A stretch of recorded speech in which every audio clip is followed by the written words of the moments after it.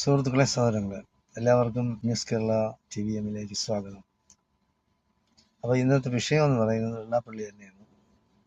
വെള്ളാപ്പള്ളി നടേശൻ എന്ന് പറയുന്നത് ചന്ദന മരത്തില് തൂങ്ങിക്കിടക്കുന്ന വിഷപ്പാമ്പാണ്. SNDP എന്ന ചന്ദന മരത്തില്.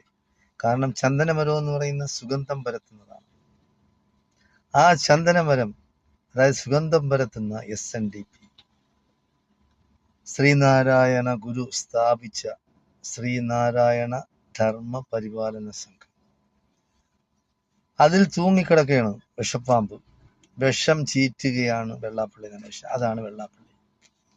അപ്പോ കേരളത്തിൽ കലാപം ഉണ്ടാക്കാൻ വേണ്ടി സംഘപരിവാറുകാർ പലരെയും ആയുധമാക്കുന്നുണ്ട്. ആദ്യം ക്രിസ്ത്യാനികളെയും മുസ്ലിങ്ങളെയും തമ്മിൽ തെറ്റിക്കാനുള്ള ശ്രമം നടന്നു.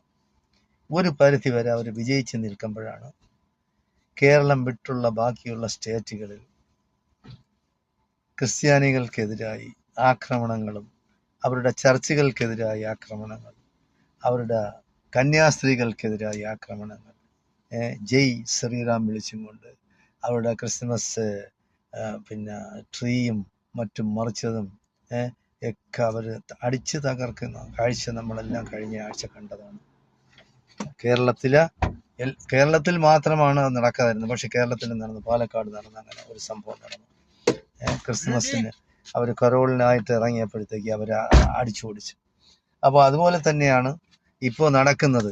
കാരണം വെള്ളാപ്പള്ളി നടേശന് എന്തുകൊണ്ടാണ് ഇത്രയും പ്രത്യേകമായ സെക്യൂരിറ്റി?